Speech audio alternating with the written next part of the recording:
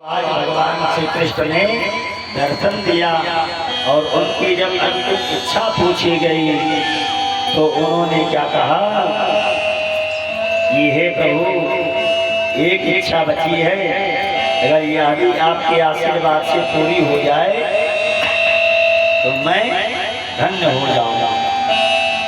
तो उन्होंने क्या कहा भगवान कृष्ण ने कि बोलिए आपकी इच्छा क्या है। तो उन्होंने कहा कि मेरी एक पुत्री है, इसका पाणी ग्रहण आप स्वीकार करें। अब आप ये बताइए, कोई अखंड ब्रह्मचर्य का पालन किया हो और वो किसी से कहे कि मेरी पुत्री का विवाह आप कर लीजिए, तो आपको संशय होगा या नहीं होगा? होगा? पितामह भीष्म को कोई जानता है कि विवाह किए थे? नहीं किए थे। लेकिन भगवान कृष्ण से उन्होंने निवेदन किया कि मेरी पुत्री का पाणी ग्रहण आप स्वीकार करें। तो भगवान कृष्ण ने कहा आपकी पुत्री का नाम मेरी बुद्धि रूपी जो पुत्री है उसी का पाणी ग्रहण आप करें। बुद्धि को पितामह भीष्म ने अपनी पुत्री बना लिया। क्यों?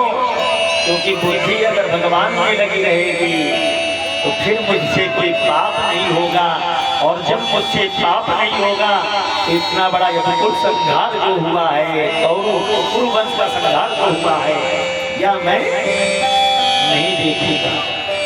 कभी मैं दुर्योधन जैसे महापापी का साथ नहीं दूंगा, क्योंकि जैसा खाओगे अन्न वैसा होगा मन।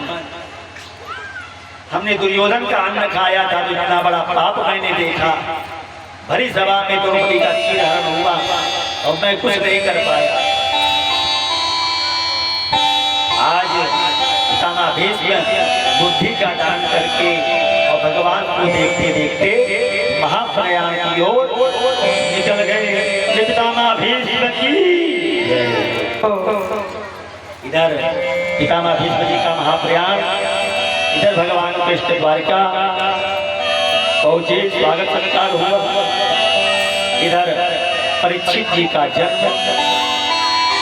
परीक्षित जी जब 12 वर्ष की अवस्था में पहुंचे तो पांडवों ने परीक्षित का राज्याभिषेक करके और स्वर्गारोहण की ओर अग्रसर हुए और पत्रिकाश्रम होते हुए वही भीमकुल होते हुए और स्वर्ग की ओर चले गए। इधर इसी क्रम में परीक्षित जी का दिग्विजय। अब भाई पहले के राजाओं का एक अधिकार होता था कि पूरे भारतवर्ष का नाम पहला क्या था? अजनाब देश। तो भारत जी के नाम पर, भरत जी के नाम पर जो इसी में भी कथा आएगी तो 3 नामों से भरत पड़ा। 3 नाम भरत से अपने देश का नाम भारत पड़ा। कौन कौन नाम से?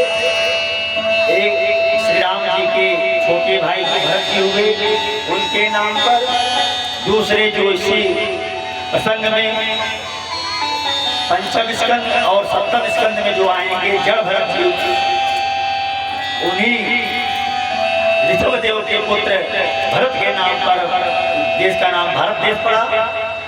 और इसी क्रम में दुष्यंत और शकुंतला के जो पुत्र हुए भरत, राजा जो दुष्यंत हुए और उनकी जो पत्नी शकुंतला थी उनसे जो पुत्र हुए उनका नाम भी भरत पड़ा।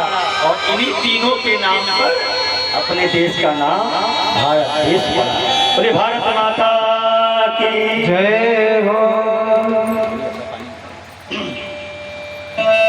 अब पूरे भारत देश में उनका दिग्विजय प्रारंभ हुआ और दिग्विजय ऐसा प्रारंभ हुआ कि चारों तरफ पांडवों की पताका लाना थी। कोई उनके सामने टिक नहीं पाया। दिग्विजय हो गया। और इधर घटना क्या घटी? द्वापर युग का अंत हुआ, कलयुग का प्रारंभ हुआ और कलयुग में बड़े बड़े पापी और बड़े बड़े अधर्मी होंगे। तो इसकी व्याख्या श्री सूत जी महाराज सोनकादि ऋषियों को बता रहे हैं कि कलयुग का आयु 4,32,000 और 4,32,000 अभी 2-3 वर्ष 200-300 साल अभी बीते होंगे। तो राजा परीक्षित दिग्विजय कर रहे थे अभी, तो रास्ते में उन्होंने देखा क्या कि एक काला काला पुरुष एक बैल और एक गाय को मारते हुए लेके जा रहा है। तो राजा परीक्षित को बड़ा कष्ट हुआ कि मैं पांडवों का वंशज, पांडवों का नाती, और मेरे राज्य में, जिस राज्य में कभी कोई हिंसा नहीं हुई, कभी कोई अधर्म नहीं हुआ, उस राज्य में ये पुरुष गाय स्वरूप माता और बैल स्वरूप धर्म का इस तरह मारते हुए ले जा रहा है। तुरंत धनुष पर बाण चढ़ा करके और राजा परीक्षित ने कहा, अरे लोग मैं तेरा वध किए देता हूँ। कलयुग ने देखा पीछे मुड़ करके, तो देखा तो राजा परीक्षित कलयुग समझ गया कि अगर मैं शरणागत नहीं हुआ तो मेरा अंत हो जाएगा। ये सोच करके कलयुग रुक गया और राजा परीक्षित ने धनुष से बाण को निकाल करके और अपने खरकस में रखा और तब मतलब उग्र स्वर में पूछा, रे दोस्त, तो मेरे राज्य में गाय और बैल को इस तरह मारते हुए कहाँ लेके जा रहा है? तो कलयुग ने कहा, महाराज मैं कलयुग हूँ और कलयुग में मेरा कार्य ही है धर्म और पृथ्वी पर अत्याचार को बढ़ाना। यही मेरा सार है कलयुग का। तेरा सार होगा तो तेरे पास होगा, मेरे राज्य में तेरा चाल नहीं चलेगा। तब राजा परीक्षित ने जब इस तरह कहा तो कलयुग ने सोचा, अब तो भाई अब क्या होगा, अब पूरे एक क्षत्र इन्हीं का राज्य है, अब इनके राज्य में नहीं रहूंगा तो पाप कहाँ करवाऊंगा, मेरा कर्म विलुप्त हो जाएगा। तो चरणों में गिर पड़ा इनके, राजा परीक्षित के, कि महाराज मैं आपकी शरण में हूँ और आपके वंशज शरणागत वत्सल थे, शरणागत आए हुए भक्तों की रक्षा करते थे, तो मैं आपकी शरण में हूँ और आप स्थान दीजिए, मैं वहां पर निवास करूँगा। राजा परीक्षित भक्त वत्सल थे, जो शरण में आ जाए उसे अभय दान देते थे। तो राजा परीक्षित ने कहा, जहाँ जुआ खेला जाता हो वहाँ तेरा वास हो जाएगा, जहाँ मदिरालय हो मदिरा पिया जाता हो वहाँ तेरा वास हो जाए, जहाँ वेश्यालय हो वहाँ तेरा वास हो जाए, और जहाँ आपस में कला होता हो, लड़ाई होता हो, झगड़ा होता हो, मारपीट होता हो, वहाँ तेरा वास हो जाए। अब कलयुग ने कहा, महाराज ये सारे स्थान तो अशांत है, कहीं भी मुझे शांति नहीं मिलेगी। महाराज कोई ऐसा स्थान बता दो जहाँ पे सांस तो ले पाऊं मैं, ये सारे स्थान तो दुर्गंध से भरे। तो राजा परीक्षित के मुख से निकल गया, जा तेरा वास स्वर्ण में हो जाए। किसमें हो जाए? सोने में हो जाए। अब सोना मतलब सारे सोने में नहीं, माताएं सोचकर झुमके में आ गया, कलयुग निकाल के फेंक, सारे सोने में वास नहीं है, किस सोने में कलयुग का वास है, तो जो सोना चुराया जाता हो, जो सोना पड़ा हुआ मिलता हो, उसी सोने में कलयुग का वास जाता है। इसलिए सोना मिलना भी खतरनाक होता है और सोना गायब होना भी खतरनाक होता है। इस सोने को बड़े हिफाजत से रखना। तो जैसे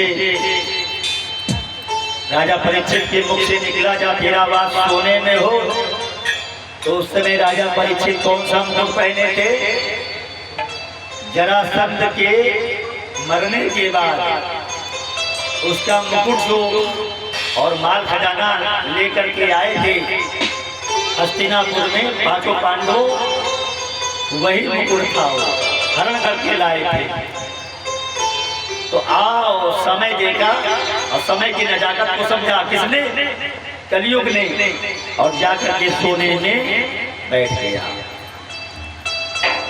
अब राजा जिसके राज्य में कभी एक प्राणी का वध नहीं हुआ, वो जंगल में चला गया शिकार खेलने के लिए, और तमाम तरीके के हिंसक पशुओं का वध करते हुए जब प्यास लगी तो ऋषि समीप के आश्रम में प्रवेश किए। जब ऋषि समीप के आश्रम में प्रवेश किए तो सभी ऋषि उस समय ध्यान अवस्था में बैठे हुए थे। राजा के आने की सूचना नहीं प्राप्त हुई और अपने ध्यान में बैठे हुए रहे। इधर परीक्षित ने अपने बटन को और टीप दिया, अलमती गोल को विस्मृति में डाल दिया। अब राजा परीक्षित ने मन में विचार किया, मैं राजा और मैं इनके दरवाजे पे आया और ये मेरा सत्कार भी नहीं किए, मुझे जलपान भी नहीं दिए, यहाँ तक कि मुझे बैठने का आसन भी नहीं दिए, ये मेरा तिरस्कार कर रहे हैं। इसीलिए इस कहानी का सारांश इतना है कि जो भी दरवाजे पर आए, जो भी दरवाजे पे आए, तो वो हमारे लिए देव के समान है और उसका हम कभी अनादर ना करें। 4 देव प्रत्यक्ष हैं। कितने देव? 4 देव। कौन कौन से देव? पितृदेवो भव, मातृदेवो भव, आचार्य देवो भव, अतिथि देवो भव, है ना? ये 4 प्रत्यक्ष देव हैं।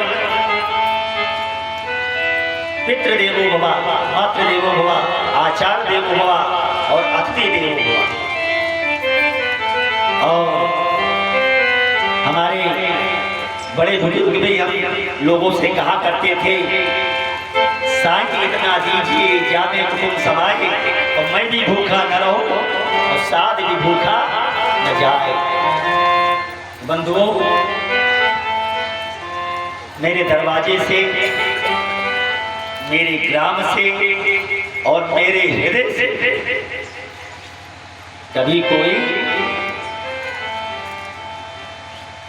घटना, कभी कोई अपशब्द ना निकले। एक कवि ने लिखा है, गंगा बड़ी न गोदावरी, न तीर्थ बड़े प्रयाग, सगल तीर्थ का पुण्य वही, जहाँ हृदय में राम का वास। गंगा बड़ी ना गोदावरी, गंगा बड़ी नहीं है, न गोदावरी, न तीर्थ बड़े प्रयाग, और सकल तीर्थ का पूर्ण वही, जहाँ हृदय में राम का वास। जिस हृदय में राम जी का वास है वही सबसे बड़ा तीर्थ है। और जिस दरवाजे पर श्राद्ध की सेवा होती है, अतिथि की सेवा होती है, वह दरवाजा भी, घर भी धन्य हो जाता है। अब सभी ऋषि यही सब सोच करके आओ में आकर के ताव में आकर के और मरा हुआ सर्प गले में लपेट करके अपने राजमहल में आए और राजमहल में आकर के और जैसे ही मुकुट को उतारा उन्होंने वैसे ही उनके मन में भाव आ गया। क्या भाव आया कि आज मैंने कौन सा पाप कर दिया, जिसके हृदय में जिसके कुल में कभी किसी को कष्ट देने का भाव नहीं आया, आज मैं इतना बड़ा पापी हो गया था कि मैं एक ऋषि जो भगवान के ध्यान में बैठे थे उनके गले में मैंने मरा हुआ सर्प लपेट दिया। अब ऋषि को इस प्रकार की लपेटने के बाद राजा परीक्षित को मन में बड़ा असंतोष होने लगा और मन में यही प्रार्थना करने लगे कि हे प्रभु मुझे इस अपराध का दंड अवश्य देना, हे प्रभु मुझे इस अपराध का दंड अवश्य देना। इधर सभी ऋषि के जो पुत्र हुए श्रृंगी ऋषि को मालूम हुआ, उन्होंने भी गंगा जी में स्नान कर रहे थे, तुरंत हाथ में जल लिया और न आगे सोचा न पीछे, तुरंत संकल्प पढ़ करके और अंतिम में बोला क्या कि जिस किसी ने मेरे पिता के गले में मरा हुआ सर्प लपेट दिया है, आज के ठीक 7वें दिन, आज से 7वें दिन उसको तक्षक नाग 10 तुरंत जल को छोड़ करके राजा परीक्षित आए और सभी ऋषि के आश्रम में आए श्रृंगी ऋषि, और तब तक पिताजी का ध्यान टूट चुका। श्रृंगी ऋषि का श्राप सुन करके सभी ऋषि को बड़ा संतोष हुआ कि पुत्र तूने अच्छा नहीं क्यों पिताजी, उसने आपका अपराध किया था, उसने आपको कष्ट दिया, इसमें मैंने कौन सा पाप किया? अरे कहे पुत्र वो तो माया से लिप्त हो गया, कलयुग ने उसकी बुद्धि को नष्ट कर दिया था, इसलिए उसने ऐसा अपराध कर दिया। लेकिन बंधुओं निवेदन ये कर रहा था कि मुख से निकली हुई गोली और धनुष से निकला हुआ बाण कभी वापस नहीं आता। पहले मैंने निवेदन किया था ना, सत्यम ब्रूयात प्रियम ब्रूयात, निवेदन किया था सत्य बोलिए और प्रिय बोलिए, ऐसा सत्य मत बोलिए कि पब्लिक उठ करके भाग जाए। तो बंधुओं बहुत ही रोग, क्या बोलना पड़ेगा, क्या बोलना पड़ेगा? राधे राधे। क्या बोलना पड़ेगा? राधे राधे। क्या बोलना पड़ेगा? राधे राधे। राधे राधे। आवाज कम आ रही है, बस तेज बोल दीजिए, इससे अभी स्टेशन पे गाड़ी आ गई है तो कन्हैया बैठने जा रहा है, तो इतना तेज जयकारा लगा दीजिए कि कन्हैया को वहां से लौटना न पड़े और गाड़ी में बैठ जाए। क्या बोलना पड़ेगा? राधे राधे। तो सभी किसी ने जब कहा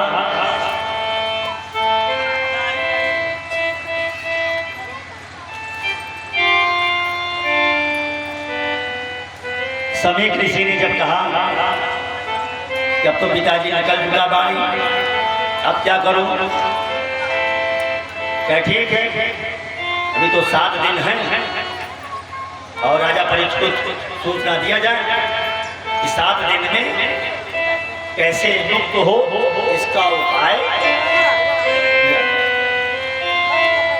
ये बोल करके वहां से अब एक ऋषि कुमार चल पड़े राजा परीक्षित को सूचना देने, और इधर सुखदेव भगवान का चरित्र आप लोग श्रवण करते हैं। सुखदेव भगवान का प्राकट्य कैसे हुआ संसार में। तो एक बार शंकर भगवान से मां पार्वती ने प्रार्थना किया कि प्रभु मुझे अमर कथा सुनाओ।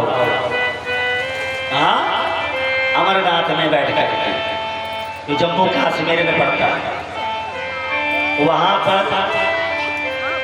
भगवान शिव से मां पार्वती बार बार का करके मनवा ली कि हाँ मैं कथा सुनाऊंगा। कथा प्रारंभ हुई अमरनाथ में। तो भगवान शंकर ने कहा कि मैं कथा कहते कहते और ध्यान में मग्न हो जाऊंगा तो मुझे ध्यान नहीं आएगा कि तुम कथा सुन रही हो कि नहीं सुन रही हो, क्योंकि जब नेत्र बंद हो जाएंगे तो मैं देखूंगा कैसे। तो मुझे मालूम कैसे चलेगा कि तुम मेरी कथा सुन रही हो या नहीं सुन रही हो। तो मां पार्वती ने कहा कि हाँ महाराज आगे बताओ। तो आप समझ जाना कि मैं सोई नहीं हूँ, जगी हूँ और आपकी कथा को सुन रही हूँ। तो कल के प्रसंग में सुनाया था ना, कितने श्रोता होते हैं? 3 श्रोता होते हैं। एक होते हैं श्रोता, तो प्रेम से कथा को सुनते हैं, ये नहीं सोचते हैं कि पंडित जी कैसे लग रहे हैं, महाराज जी का बाल कैसा है, महाराज जी का आँख कैसा है, महाराज जी ने चंदन कैसा लगाया, ये सब नहीं। प्रेम से कथा को सुना रहे हैं महाराज जी, बड़े भाव से सुन रहे हैं। इसको कहते हैं श्रोता। और भागवत जी के श्रोता ये ब्रह्मवाचक शब्द, और भागवत जी के वक्ता जो है भगवान के बोधक शब्द, ब्रह्मराज और विष्णुराज। सुखदेव भगवान का एक नाम ब्रह्मराज और राजा परीक्षित का एक नाम विष्णुराज। तो दोनों ब्रह्मवाचक शब्द हैं और दोनों महान वक्ता हुए और दोनों महान श्रोता भी हैं। तो बंधुओं, इधर कथा प्रारंभ हुई कहाँ पे? अमरनाथ पे। ये तो हो गए श्रोता। अब दूसरे श्रोता कौन से हैं? सोता, जो खूब सोते हैं, कथा में आकर के तो खूब सोते हैं, इनको सोता कहा गया। और तीसरे श्रोता कौन से हैं? सरौता। अरे महाराज जी अच्छा नहीं कर रहे हैं, आज हमारा गला भी बैठा हुआ है, आप लोग ऐसे भी सोच रहे होंगे महाराज जी का बोली अच्छा नहीं लग रहा है, समझ में नहीं आ रहा भाषा। इसको कहते हैं सरौता।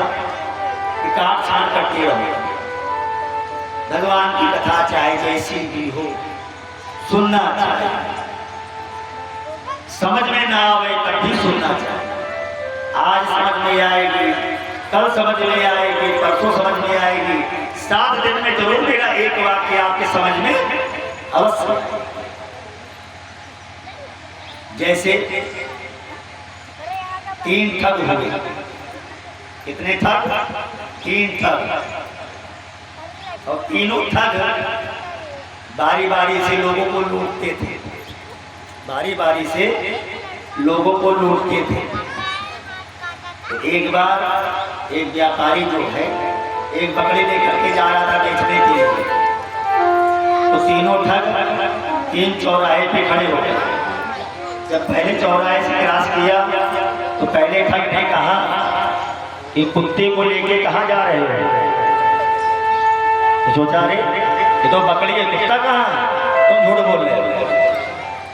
आगे बढ़ा, दूसरे चौराहे पर जब गया तो दूसरे ठग ने कहा अरे भाई ये कुत्ता लिए कहाँ जा रहे हो?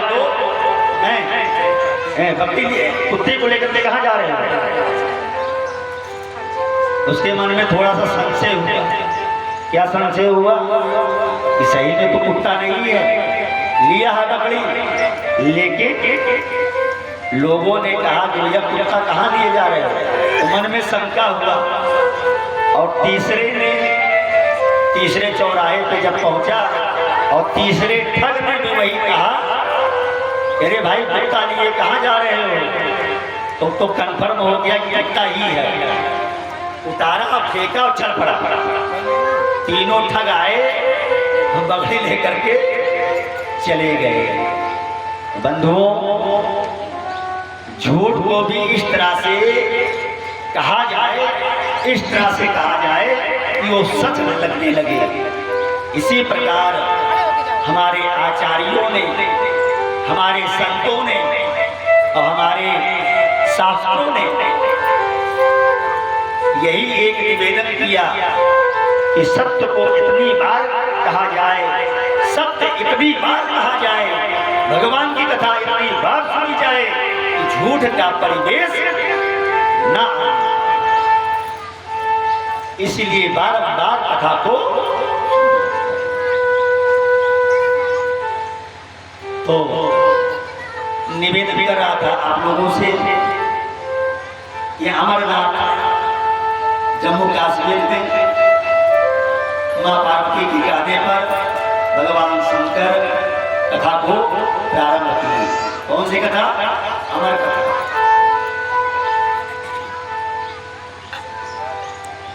अब अमर कथा प्रारंभ हुई।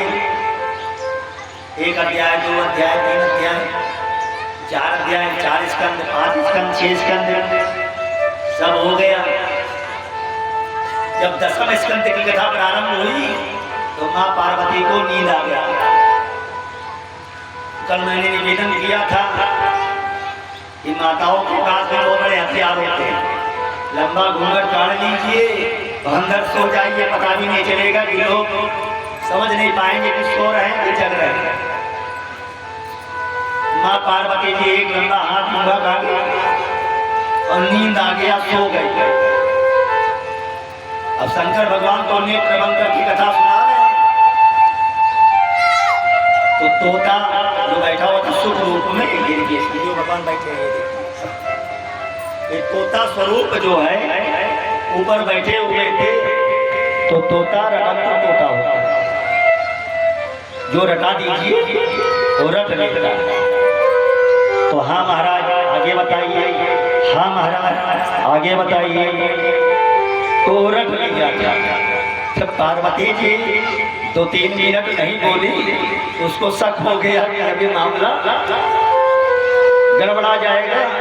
तो तोता हुंकारी भरना चालू किया, हाँ महाराज आगे बताओ, हाँ महाराज आगे बताओ। इस तरह से कहते कहते पूरी कथा समाप्त हो गई। और जब अंतिम में भगवान भोलेनाथ ने कहा, वृंदावन बिहारी लाल की जय हो, इतना तेज जयकारा लगाया कि मां पार्वती की निद्रा जो थी टूट गई और मुख से शब्द क्या निकले, हाँ महाराज आगे बताओ। अब बताओ, कथा समाप्त हो जाए और जो कथा का सीरियल है, जैसे हमने क्या कहा, क्या बोलना पड़ेगा, राधे राधे, ये ना। और आप कहें राधे राधे, महाराज जी को शक होगा ना कि विश्राम का मैंने जयकारा लगवाया और ये शुरू करने का टिकट प्रदान कर रहा है। तो भोलेनाथ बाबा ने कहा कि अरे प्रिय प्रियतम, सोई थी क्या? झूठ कैसे बोलती, झूठ कैसे बोलती? तो मां पार्वती ने कहा, हाँ महाराज नींद तो आ गई थी।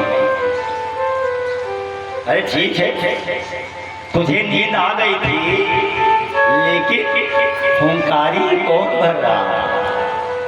मुझे हुंकारी तो बारंबार आती रही और तू कह रही है कि मुझे नींद आ गई थी। इसका मतलब यहाँ कोई और है। तब दृष्टिपात किया तो सोचा अभी दृष्टि पड़ेगी तो शंकर भगवान का तीसरा नेत्र खुल जाएगा। और जब भगवान भोलेनाथ का जब तीसरा नेत्र खुलता तो क्या होता है, संसार को जलाना शुरू करते हैं, संहार करना। इसलिए कहा गया भोलेनाथ बाबा को कालों के काल महाकाल है।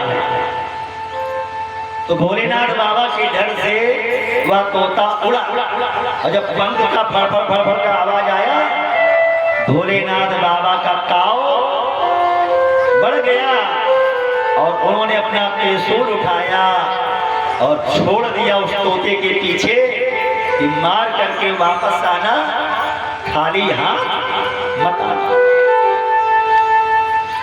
अब आगे आगे तोता, पीछे पीछे त्रिशूल। ब्रह्मलोक पहुंचा, ब्रह्मा जी ने मना किया, मेरे बस की बात नहीं है। विष्णु लोक मेरे बस की बात नहीं है।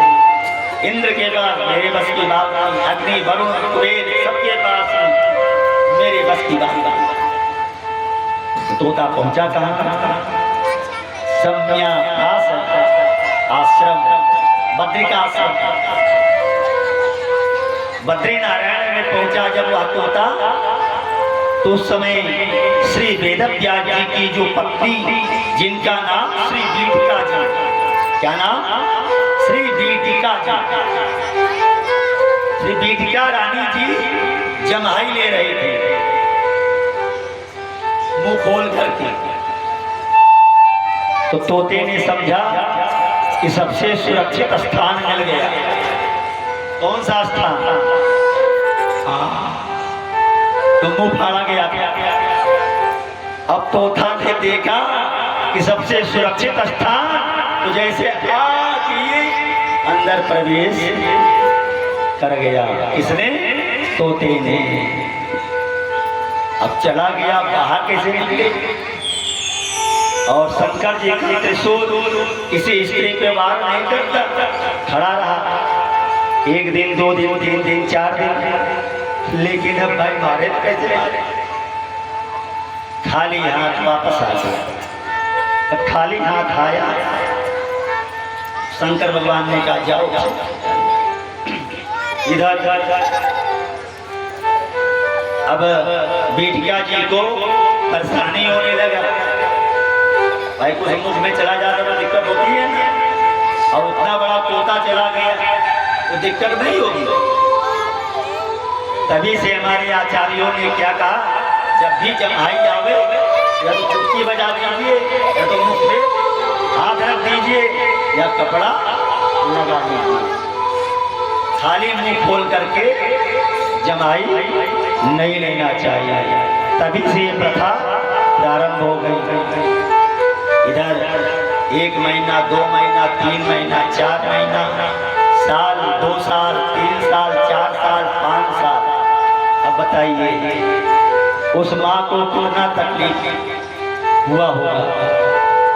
9 महीने में कितना दर्द आप लोगों को होता है, आप लोग जानती हैं। ठीक? लेकिन उस माँ को कितना तकलीफ हुआ होगा जो 1 साल, 2 साल, 3 साल, 4 साल, 5 साल नहीं, 12 साल तक सुखदेव भगवान वेदव्यास जी की पत्नी के गर्भ में निवास किए। पत्नी को कष्ट होता था तो वेदव्यास जी प्रार्थना करते थे, तो अंदर से आवाज आती थी, नहीं बाबा मैं बाहर नहीं निकलूंगा, भगवान की माया मुझे नहीं छोड़ेगी। 1 साल, 2 साल, 3 साल, 4 साल। अब जब अंतिम क्षण आया, वेदव्यास जी ने कहा कि पुत्र क्यों माँ को तकलीफ दे रहे हो, जल्दी से बाहर आ जाओ, तेरी माँ को बहुत कष्ट हो रहा है और तेरी माँ का दुख अब मैं नहीं देख सकता। वेदव्यास जी की इस प्रार्थना पर अंदर बैठे हुए श्री सुखदेव भगवान कह रहे हैं क्या कि जब तक भगवान नहीं आएंगे और मुझसे ये नहीं कहेंगे कि मेरी माया तुझे नहीं ग्रस्त, ग्रसित करेगी तब तक मैं बाहर नहीं निकलूंगा। तो वेदव्यास जी की प्रार्थना पर भगवान को आना पड़ा और भगवान ने श्री सुखदेव भगवान को आशीर्वाद दिया कि आपको मेरी भक्ति सदैव प्राप्त होगी और मेरी माया दूर दूर तक आपको ग्रहण नहीं करेगी। ये आशीर्वाद प्राप्त करके और 12 वर्ष उपरांत श्री सुखदेव भगवान का प्राकट्य श्री वेदिका जी के गर्भ से होता है। बोले सुखदेव भगवान की जय हो, सुखदेव भगवान की जय हो।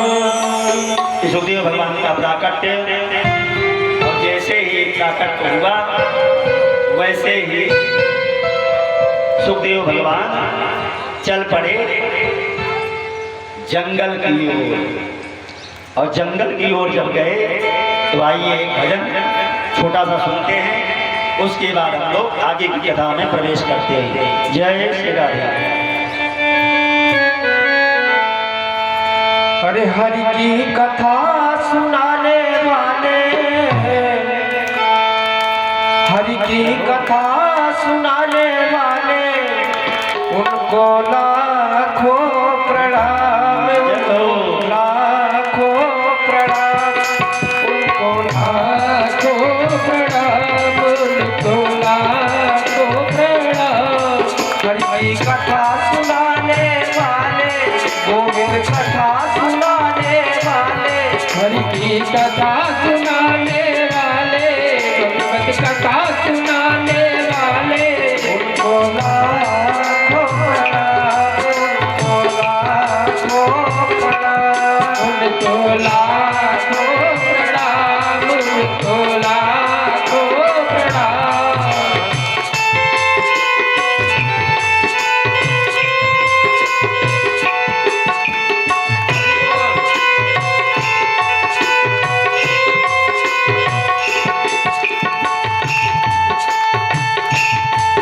हम भूल रहे थे वन में,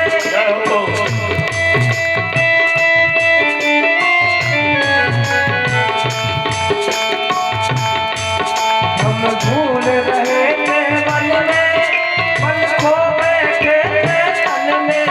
हम भूल रहे थे वन में, मन खो बैठे थे तन में। हम भूल रहे थे वन में, मन खो बैठे थे तन में। हम भूल रहे थे मन में, मन खो बैठे थे तन में। प्रभु राम बताने वाले, प्रभु राम बताने वाले, यह राज बताने वाले, यह राज को प्रणाम, को प्रणाम, को प्रणाम।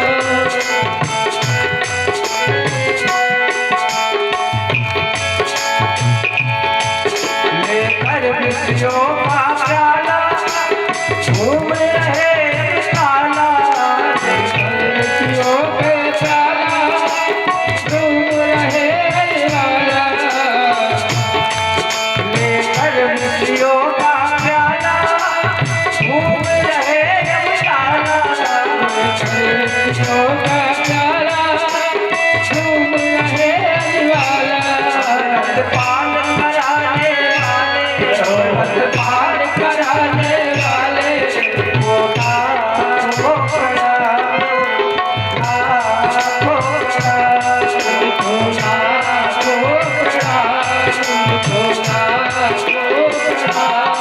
हम पार तेरा क्या पावे, बस शीश झुका नहीं पावे, पार नहीं पा पावे, तो कुछ दिखा नहीं आवे।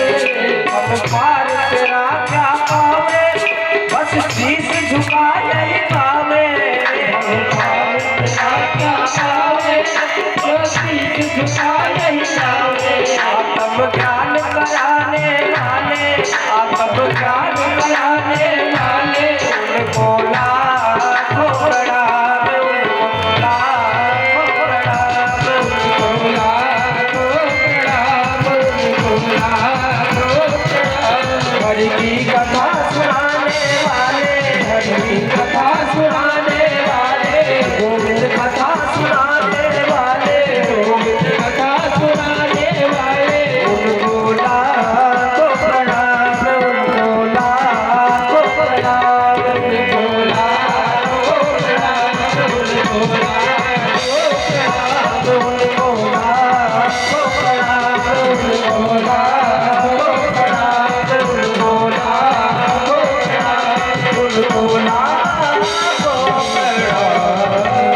भगवान का प्राकट्य और सुखदेव भगवान ने माँ की तरफ देखा, ना बाप की तरफ देखा और चल पड़े जंगल की ओर। अब पुत्र की ममता ऐसी होती है कि बेटा लाख गलती करे लेकिन माँ बाप अपने हक बच्चे की गलती को क्षमा करते हैं। जब पुत्र चल पड़ा जंगल की ओर तो वेद व्यास जी पुत्र की ममता में पीछे पीछे दौड़ पड़े बुलाने के लिए। पुत्रे तन्मयतया तरवो भिनेदुष्टम भूत हृदयम अभिमानः। पुत्रे तन्मयतया, पुत्र की माया में, पुत्र की ममता में इतने विह्वल हो गए थे वेद व्यास जी कि दौड़ पड़े। पुराणों का जो ज्ञान था उनके पास, वेदों का जो ज्ञान था, वेद ने ये कभी नहीं कहा कि पुत्र में आसक्त हो जाइए, धन में आसक्त हो जाइए, संसार में आसक्त हो जाइए। वेद ने, शास्त्र ने, पुराण ने सभी में निर्गुण रहने का एक ही उपाय बताया, भगवान का भजन कर, भगवान का भजन कर, भगवान का भजन कर।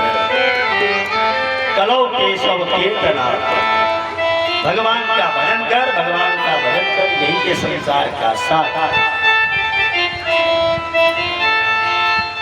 वेद व्यास जी पीछे पीछे पुत्र की ममता में एक तालाब में कुछ स्त्रियां स्नान कर रही थी। वहां पर सुखदेव भगवान 12 वर्ष की तरुण अवस्था में जब निकले तो स्त्रियों ने शर्म नहीं किया। जब उसी रास्ते से वेद व्यास जी जो चौथे पल में वृद्ध अवस्था में जब निकले तो स्त्रियों ने लज्जा करके और शरीर को ढक लिया। तो वेद व्यास जी को असंतोष हुआ मन, कभी मेरा जवान पुत्र इधर से गया तो आपने शर्म नहीं की और मैं बूढ़ा, मेरे सारे इंद्रियां स्थिर हो गई हैं, शिथिल हो गई हैं और मुझे देख करके आपने लज्जा किया। कारण तो स्त्रियों ने बड़ा सुंदर जवाब दिया कि हे महात्मा, आपका जो पुत्र है ना वो परम वीतरागी है, परम संत है, परमहंस है। तो भागवत की कथा परमहंस की कथा, जो संसार के सारे आसक्तियों से परे है, वही भागवत का वक्ता है। और जो संसार की माया को छोड़ दिया, जो संसार की माया को छोड़ दिया, वही भागवत का मुख्य श्रोता। तो राजा परीक्षित, भूमंडल पे एक छत्र राज्य था, किसका? राजा परीक्षित का। और एक गलती के कारण पूरे भूमंडल का राज्य सेकेंडरी लगा और छोड़ दिया उसने। ये परम वीतरागी परमहंस की कथा और इसके वक्ता परमहंस और श्रोता भी परम त्यागी। तो श्रोता और वक्ता ऐसा ही होना चाहिए। और आप महात्मा, आपको गृहस्थ जीवन से निकल करके आए तो आपको पता है कि स्त्री धर्म क्या है, स्त्री और पुरुष का भेद क्या है, आपको पूरा जानकारी है, लेकिन आपके पुत्र को जानकारी नहीं। वेद व्यास जी को वहीं पर संसार की आसक्ति त्याग, लौट आगे नहीं बढ़े। क्यों? क्योंकि उनकी स्त्रियों ने सुंदर जवाब दिया। स्त्रियों ने सुंदर जवाब दिया। लौट आए अपने आश्रम पर, लेकिन माँ बाप को चिंता होती है कि घर चलाने वाला कोई होना चाहिए। गुरु जब चौथे पद पे जाता है तो चिंता करता है कि मेरा आश्रम चलाने वाला कोई होना चाहिए। इतना बड़ा आश्रम बनवा लिए, चलाने वाला कोई होना चाहिए। तो अब वेद व्यास जी ने 17 पुराण के 18 पुराण रच दिया नारद जी की कृपा से। अब 18 पुराण और ये जिस पुराण से मुझे संतोष प्राप्त हुआ, इस पुराण को मैं किसको दूं? जो ये पुराण चलता रहे अनवरत, कभी खंडित न हो। मतलब बांध छोड़ करके इसको ताके पर, अलमारी पर सजा न दिया जाए। निरंतर इसका गान होता रहे, निरंतर इसका पाठ होते रहे। तो सुखदेव भगवान वेद व्यास जी के नजर में उत्तम अधिकारी प्राप्त हुए, लेकिन अब सुखदेव भगवान तो चले गए थे, तो अब उनको बुलाया कैसे जाएगा? तो कहते हैं भाई, भक्तों को तभी बुलाया जाए, संतों को तभी बुलाया जाए जब कुछ लालच दिया जाए। तो कैसा लालच दिया जाए? तो आजकल कहते हैं जितनी मोटी दक्षिणा उतना मोटा आशीर्वाद। 500 का नोट दिखाइए तो आशीर्वाद तगड़ा मिलेगा। 1000 का नोट दिखाइए, उससे भी बड़ा आशीर्वाद। ये हंसी के लिए कह रहे हैं, ऐसी बात नहीं है। तो कहते हैं कि बिना लालच के संसार में कोई कार्य नहीं होता। चाहे वह लालच पैसे का हो, चाहे लालच भक्ति का हो, चाहे लालच सेवा का हो, चाहे लालच विद्या प्राप्त करने का हो, बिना दिए मिलता नहीं। मिलता है? पढ़ने बच्चा जाता है विद्या प्राप्त करने, फीस देना पड़ता है, और कहीं संस्था में जाता है तो वहां भी डोनेशन देना पड़ता है।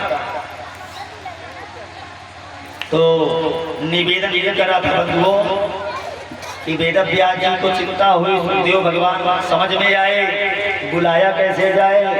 तो जाओ और भागवत के जो सुंदर श्लोक हैं, कौन से श्लोक,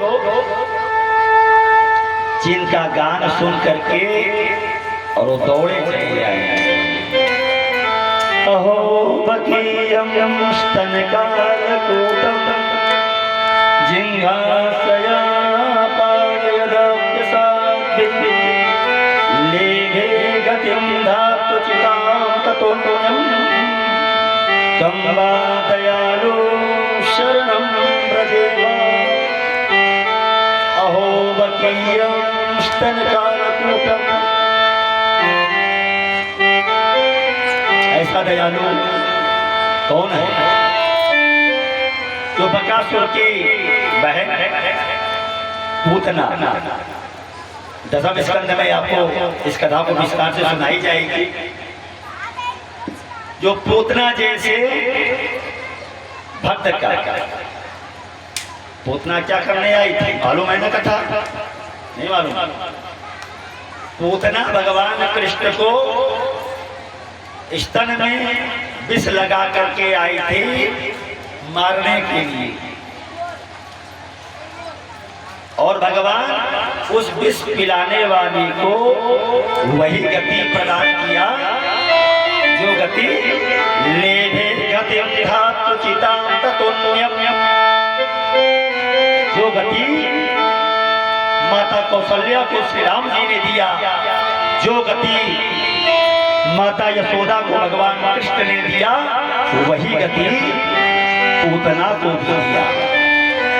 दोनों में फर्क कितना कि एक ने वात्सल्य से दूध पिलाया था और एक ने विष से विष पिलाया था, लेकिन गति दोनों की एक थी। भगवान का भजन चाहे द्वेष से लिया जाए चाहे प्रेम से लिया जाए, दोनों अवस्था में लिए गए भगवान के नाम सुख ही देते हैं, दुख नहीं देते। तो बंधुओं, इस श्लोक को जब सुखदेव भगवान ने सुना तो मन में बड़ी लालसा उत्कंठा जगी। अरे ये कहां से आया, कौन से किताब में लिखा, किस वृक्ष का ये फल है। अब खोज में चल पड़े। तो जिधर से आवाज आई थी उधर ही ईश्वर पकड़ करके चले गए। और यही नहीं था, एक श्लोक नहीं कई श्लोकों का गान करते हुए गए। कौन? वेदव्यास जी के जो शिष्यगण आए थे, वेदव्यास जी की आज्ञा पा करके कि जाओ सुखदेव भगवान की समक्ष कहना, और जब वो दौड़े तुम्हारे पीछे तो ये श्लोक बोलते हुए आश्रम तक ले आया। तो दूसरा श्लोक क्या बोला? वरः पीडं नटवर बपो कर्णयो कर्णिकारं बिभ्रद्वासा कनककपिशं वैजयन्तीं च मालाम् अन्धान् देनो अधरसुरया पूरयन् गोपवृन्दैः वृन्दारण्यं सुपदरमणम्